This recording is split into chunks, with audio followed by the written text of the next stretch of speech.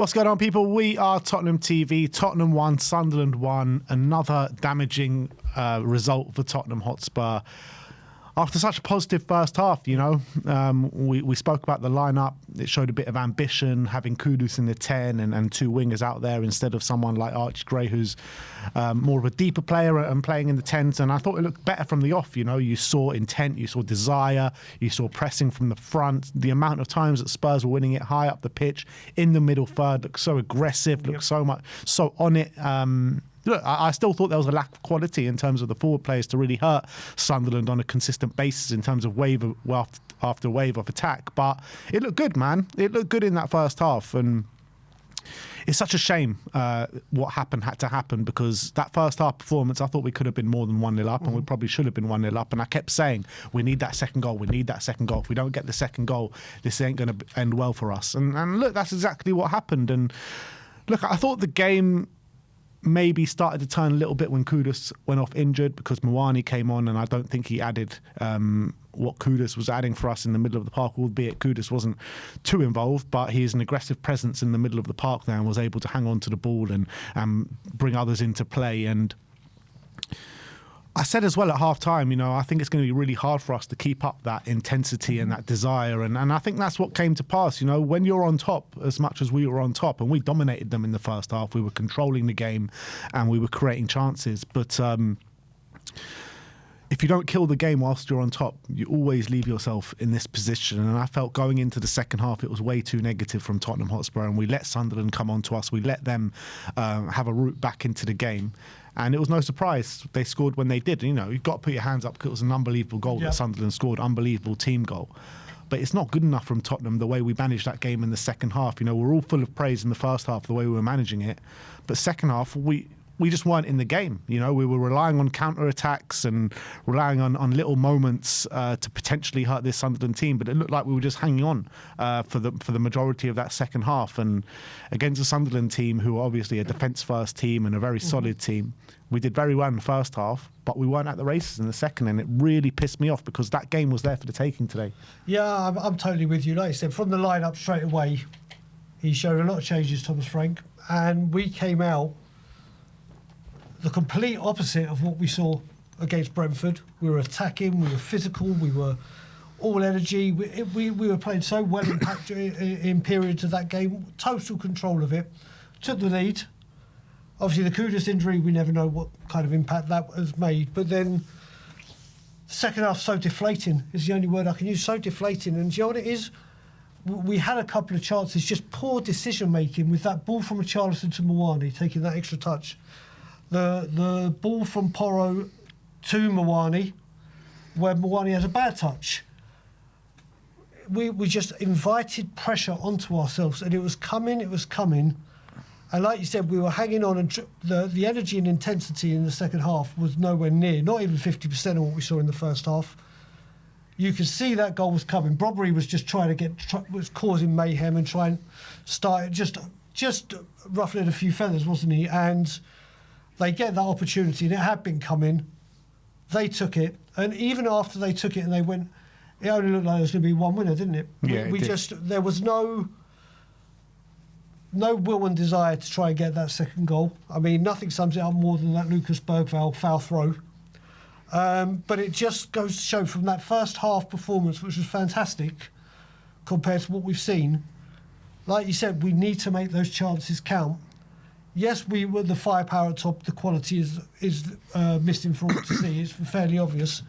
But Terran Odebert did well, and we should have taken some of these chances. We needed to create more clear-cut chances in that first half, and we've paid the price. And like I said, the word for it is just so deflated.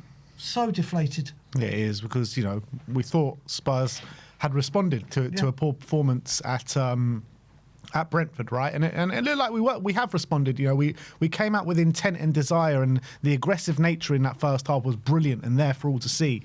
But if this game doesn't highlight the lack of quality that we have up top, I don't know what does, because as much as we were on top, we didn't create too much. And the goal we scored was from a corner, obviously, Romero, Van de Ven to Ben Davis. Yep. And by the way, Ben Davis, I thought was absolutely Incredible. brilliant today, particularly in the first half. Yep. Nothing got past him defensively. He was a threat going forward as well, linked up well with Matisse Tell on that left-hand side. But when you're looking at our forward players, Odegaard, I thought he put in some great energy and was physical, and he won the ball back countless of times, but he wasn't able to create too many chances. Matisse Tell was busy down that left-hand side, but he didn't create too much. Richarlison, again, was busy, but didn't impact too much in terms of creating chances. Muani, I thought, was pretty poor today, and he didn't do much. So you're talking about the attacking players that we got and how well we played. Yeah, fine, we played well and we showed some effort, but that should be the bare minimum, what we saw today in the first half. Pressing high, winning the ball high up the pitch, Bentancur in the middle of the park, gobbling everything up, Romero and Van de Ven pressing high and winning the ball back and stepping in front of the midfielders. These things should be the bare minimum, and then you should create chances on top of that. So as well as we played in the first half, it's still not what we want to see in terms of being able to create and hurt the opposition consistently, because what clear-cut chance did we actually create? I mean, we scored from a corner, but I'm talking about from open play. I can't recall one. I mean, you look at, like I said, Odegaard does some really good work on the pitch, apart from the area where he's meant to do the most damage and meant to cause trouble. Richarlison, who I think was so much better defensively for us at set pieces today than he was in the position he should be in. And Tell, who, look, he looked lively in the first half. He really did look lively in the first half, but again, not in the areas to cause trouble. He had that curling shot and the long shot, but then in the second half phased out. And when you look at the quality that we need up top, it's just not there. And what do you expect when you've got a lineup of Tell, Richarlison, Odegaard, or you add Muani to that, who cannot score a goal for us in the Premier League? We might have scored a goal if someone put Richarlison crossed that ball in. I mean, Richarlison taking that extra touch when Muani was open and free. I don't understand why he's taking that extra touch. Just poor decision making, isn't it? No, very much so, and that's going to be the story of this game, because look, Sunderland were there for the taking in the first half, particularly the way we were just on top of them, we were hounding them, we were winning the ball back, but we just couldn't hurt them as much as our performance deserved, to be honest. And that goes to a clear lack of quality in the forward line. We've sold Brennan Johnson. Kudus goes off injured now. Yep. We've got no natural right winger in the squad. So, like, what are we supposed to do in terms of being able to hurt oppositions and create chances? Like, I thought Thomas Frank got the tactics spot on in the first half, but in the second half, I thought he got it all wrong. We sat off them way too much. We retreated, and we basically said, look, here you go, Sunderland. Come and get back in the game. And that's exactly what they did. They took the invitation and they said thank you very much. And we were lucky probably for them not to go and win the game. They were much the better team in the second half. As much as we were on top of them in the first half, they were on top of us in the second half. And the second half, that's where it really matters. And if, like I said, you've got to take your chance, you've got to create chances while you're on top, and you've got to hurt the opposition. Yep. And we hurt them, but we didn't create too much. And that's going to be the biggest story of the game. So we need to dip in the market this January and get in some quality players in the forward line. Otherwise, performances like this, however aggressive you are going to keep happening, and we're going to keep dropping points. Yeah, I think, like you said, dipping in the market is an understatement. I think if you look at the games, if you look at Palace, if you look at Brentford, if you look at this, there's no cutting edge, is there? There's no cutting edge. We're lacking that X factor, and we need to find it and find it quick. Like you said, people will go, here he goes, Brian with Frank. Like you said, he came in for a lot of criticism, even from me, and rightfully so for Brentford. Made some big changes, changed the style of play. First half, Sunderland weren't poor because they were shit. We made them look poor because we were good. And Sunderland just kept, in the second half, just drilling away at us. And then they got the sucker punch came and they got us. And like you said, it's a fantastic goal. You could have had Vicario and Kinski in that goal. You can't at home go and try and hang on to a 1-0 lead against Sunderland. That's what I'm saying. You cannot do that, man. Mate, wholeheartedly, 100% agree with you. 100% agree with you. That we just ran out of steam, dropped off, invited pressure onto ourselves, which is on the manager.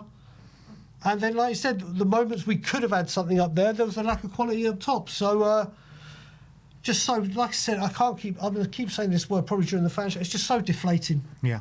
Because you see so much work has gone into correcting that Brentford performance, and to just suck a punch like that, it was coming. We saw it. Even when we brought Paulinho, I'm thinking, okay, shore it up. He did have a good showing today.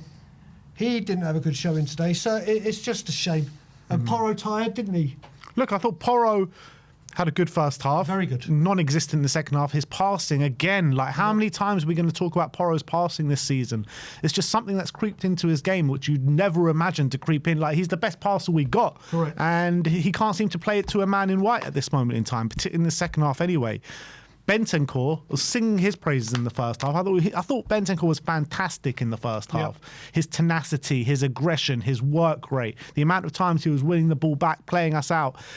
Second half, he was terrible, I thought, Bentancur. So it's just like too many players are just too up and down, up and down, up and down. There's no consistency levels in this team, and that's a big problem. It's a massive problem. I will say Bentancur did a couple of good things in the second half defensively, but going forward, he had a couple of opportunities with passes and he just rushed them, didn't he? He didn't just put his foot on the ball and evaluate what he's got.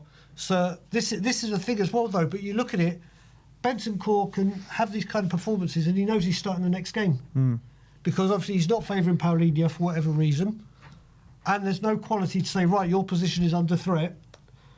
It's like what we've had with previous managers, where certain players, it doesn't matter how bad they play, you're going to be in the next the team lineup. He tied, like I said, he was at one point contender for man of the match with Ben Davies, who deserves it rightfully so. But it's just, if any team was going to win it at the end, it was to be Sunderland. Yeah. And what started off looking like a very, very positive day has just turned out as a meh. Yeah, absolutely. It's worse than a meh. I'm fuming with that, to be honest, because after that, what we showed in the first half, you've got to keep it going. You've got to keep it going in the second half. You cannot sit off them. You cannot retreat. You've got to keep going until you get that second goal. And we didn't do that.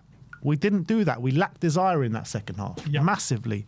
The aggressive nature vanished out of our game, and it's just so frustrating to see. Well, at least what we can say now is next game, Bournemouth, Xavi Simons is back. Yeah. So at least there's a bit of quality to come back. Not saying that fixes everything, but at least there is some creativity, because we don't know what's going on with Kudus. We don't know how long that is, or if it's a knock, or if it's going to be a big concern, and then that puts the right wing into what do we do? The window's open and Spurs need to start making some moves. Yeah, desperately, man. But look, I want to give a massive big up to Ben Davies today, because we talk about Ben Davies. Everyone was, scared of him starting the game today and worried, and he came in and probably Spurs' best player today. Gets on the score sheet, first goal scorer of 2026. I can't believe I'm sitting here saying it. 2026, Ben Davies has scored our first goal of the year. But look, here we are. So he was really good today. I think probably he was the one that was consistently good from start to finish. Van de Ven played well. Romero, I don't know what to make out performance today, because there was some good and some bad. Yep. And there was that one moment, wasn't it, where he just that back pass that was and just like, what are you doing? Just too lackadaisical sometimes, and we've seen that quite a few times this season. So Romero needs to step it up a little bit this season, but Van de Ven does what Van de Ven does. I thought he was pretty good today.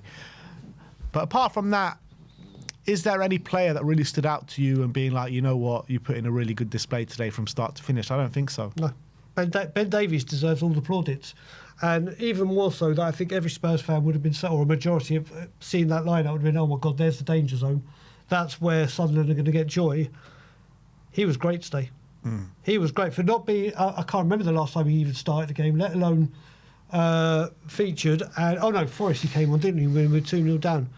A great performance from him. He can take a lot of credit, and he literally put in a very, very solid performance. Very solid. He was, like you said, brilliant going forward, put in a few good crosses, couple of good throws, got on the score sheet, didn't look worried in defence. And in fact, I would have rathered Porro went off for Spence rather than him. Yeah.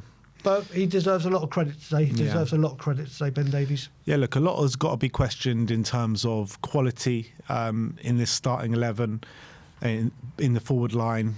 things got to be questioned on tactics as well, going into the second half, only being 1-0 and sit off as much as we did. And things have got to be questioned about in terms of decision making. And because there was this one moment where João Palhinha has it bursting through the middle of the park. He's got Lucas Berger out on the left-hand side who's completely free.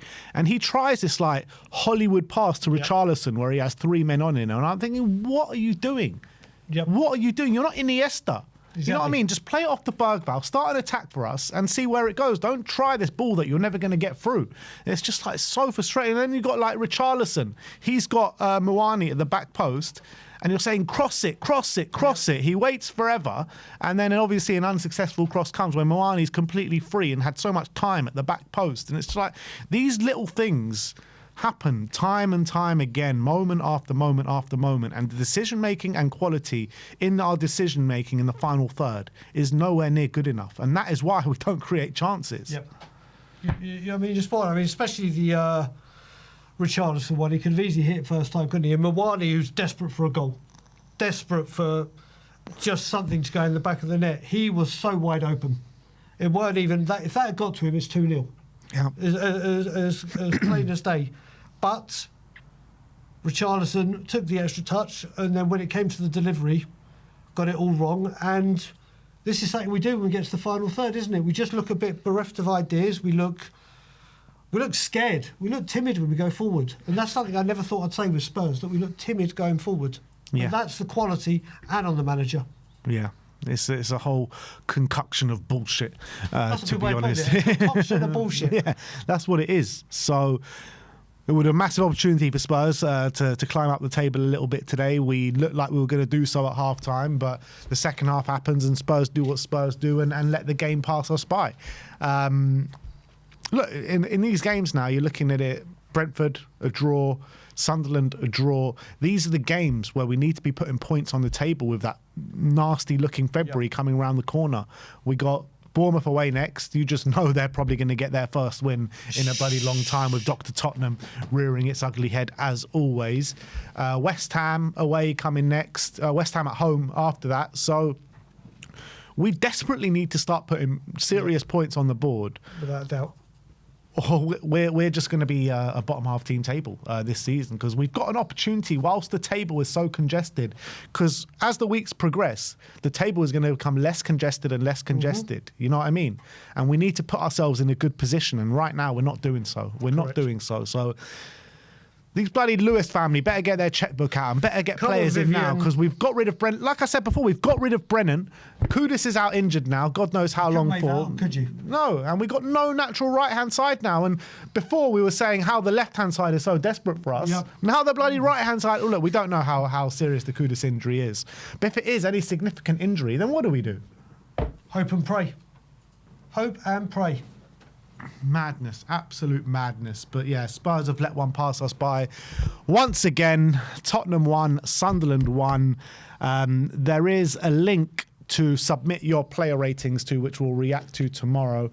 The link is in the live chat right now if you want to go and submit your player ratings, and we'll bring up the averages of everyone's tomorrow. But thank you everyone for joining us on the Instant Match Reaction.